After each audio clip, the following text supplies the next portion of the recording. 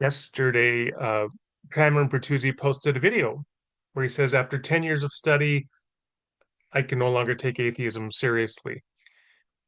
And since I've been studying atheism for 30 plus years, I was definitely interested to see what Cameron's argument was.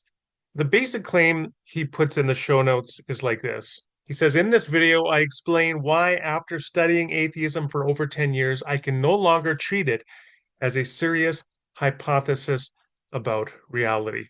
So in this video, I want to take a look at his basic reasoning and offer a critical response to it. And along the way, we're going to watch three short clips from the video. So let's get started.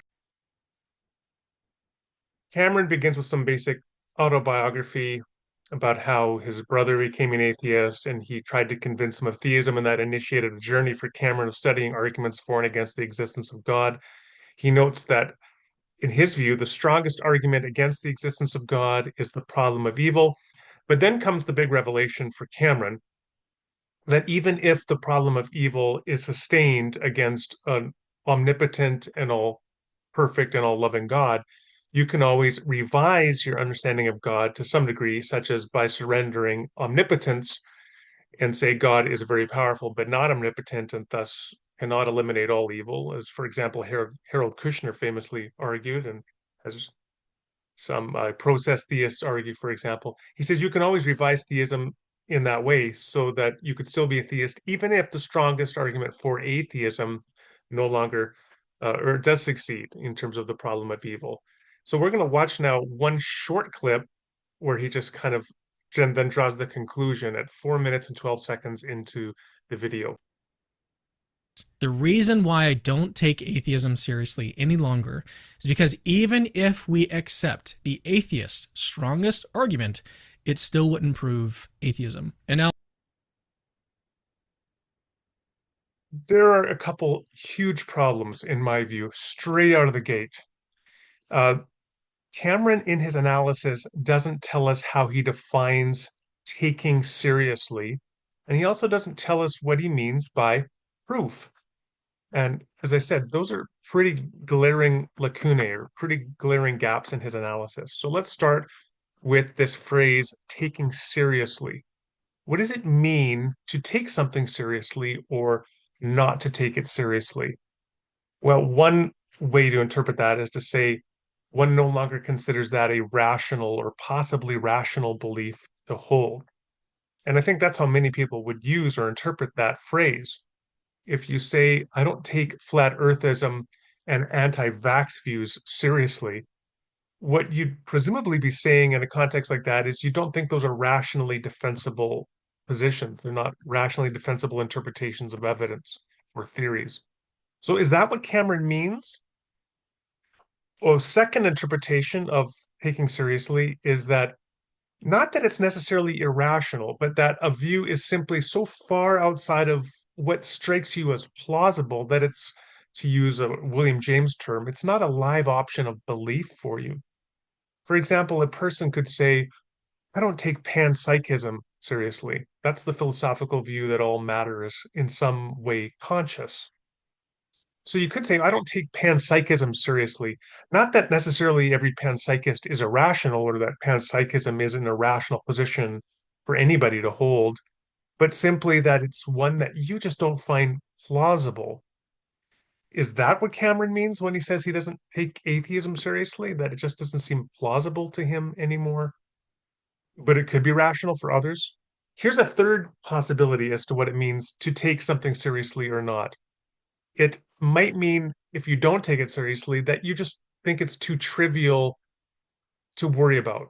It just doesn't come up as a serious matter of consideration. For example, the idea that tomorrow all life on Earth will be annihilated by the impact of a massive meteorite. That's something I don't take seriously, in that I don't think it's a serious risk, although it certainly could happen, right? But I don't take it seriously. Is that what he means when he says he doesn't take atheism seriously? Here's the thing, by choosing, I think, clearly an ambiguous descriptor, and I'm going to say this, Cameron, yeah, he's been studying this stuff for 10 years. He should know that precise language matters, and that if you use ambiguous language, that is a way of guarding your analysis from critical rebuttal because people don't even know at the outset what you are claiming. I can't help but wonder if Cameron's use of not taking seriously is that just a form of clickbait? Is that a way to be ambiguous intentionally about guarding his claims from rebuttal? Or is that just a carelessness of analysis? I'm not sure what is going on here.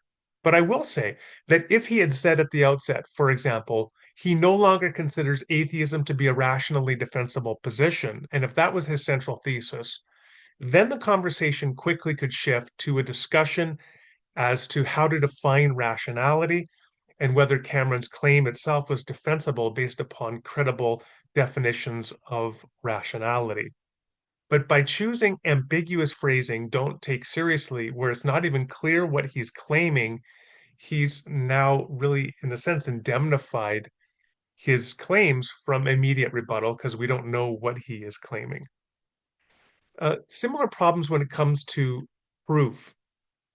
He says that, again, he no longer takes it seriously. He says it wouldn't prove atheism. Even the strongest argument wouldn't prove atheism. So, what does he mean by proof? Does he mean it wouldn't provide a logical proof for atheism, which would be a valid deductive argument with logically compelling premises? If that's what he's requiring of the atheist, of course, the immediate rebuttal is, do you have a proof for theism? Do you have a logically compelling deductive argument whose premises can only be denied on pain of contradiction and irrationality for theism? And if not, why are you holding the atheist to the standard that you don't apply to yourself? A lesser form of proof, there are actually five lesser forms of proof in criminal law. There is proof beyond a reasonable doubt. So is this what Cameron is meaning, that the problem of evil wouldn't prove beyond a reasonable doubt that atheism is true? And if so, why would he expect that high standard of atheism? And does he have proof beyond a reasonable doubt for Christian theism? Again, I would wonder, uh, why doesn't Cameron clarify this? Then there's a lesser proof. It is proof by clear and convincing evidence. There's still a lesser proof, which is proof beyond a or by a preponderance of the evidence that is more likely than not. Each one of those three lesser forms of proof could be sufficient to warrant belief. But criminal law also has two lesser forms of proof still, which are not sufficient to warrant belief, but are sufficient to warrant further inquiry and study. And as a result, would be sufficient to warrant taking something seriously by colloquial definition. One of them would be reasonable suspicion, and another would be probable cause. Reasonable suspicion and probable cause would be standards or levels of proof that are at the very least sufficient to take a truth claim seriously. Is Cameron saying that the atheist doesn't even have that? Enough evidence to take something seriously? It's just completely unclear what level of proof he is claiming the atheist lacks by providing the argument for atheism based on the problem of evil. Now, here's another blushingly obvious question, it seems to me. Why does Cameron assume that theism's detractors, that is the atheist, need a proof by level X, whatever he's ultimately going to put there, from, proof by logical proof down to very low standards like probable cause?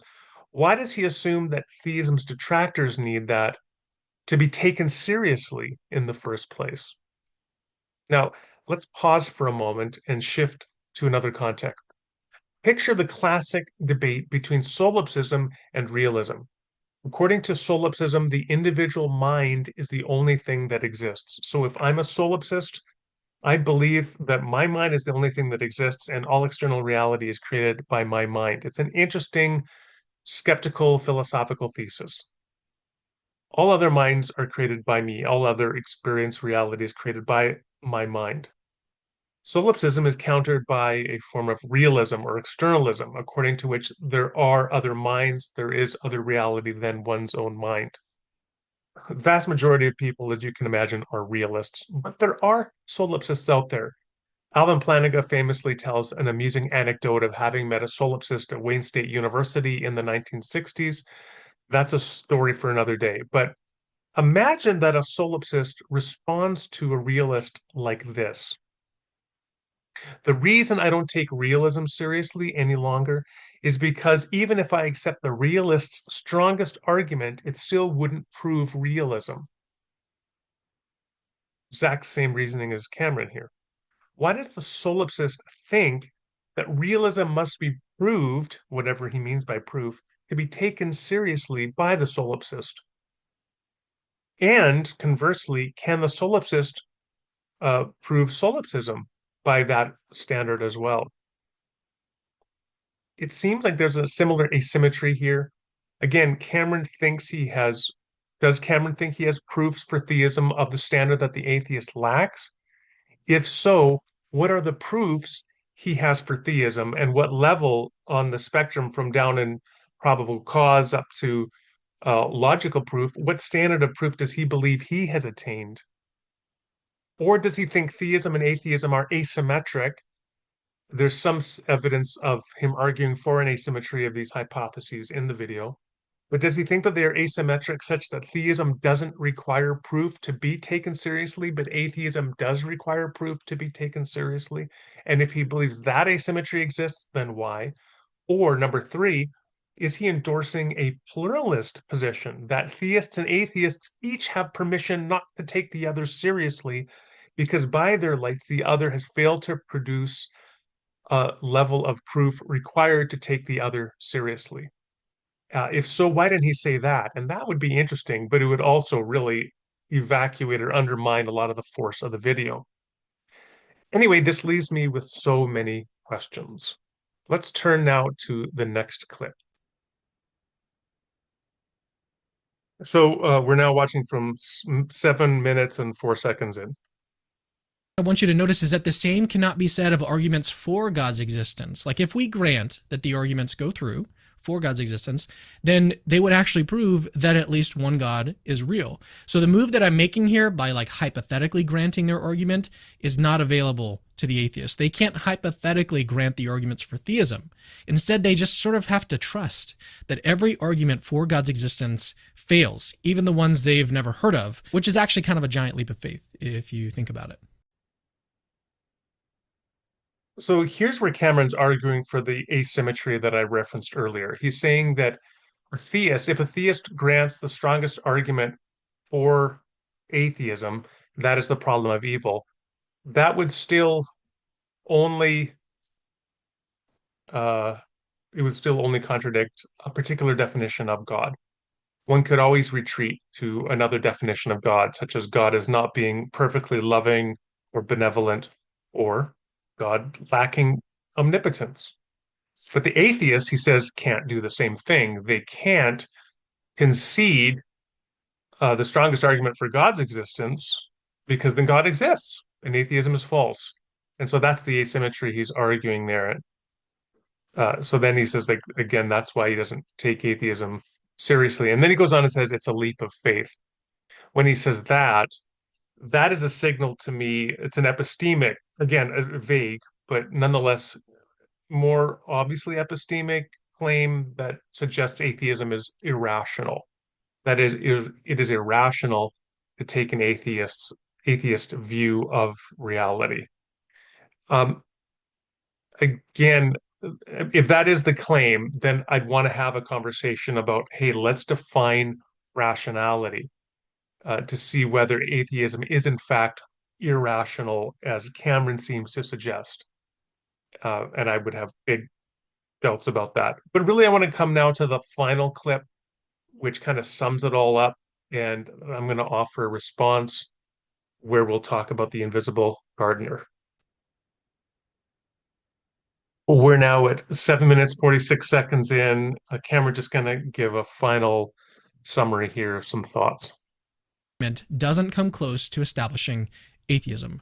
Not even close. So even if we grant the atheist's strongest argument, it does not support atheism.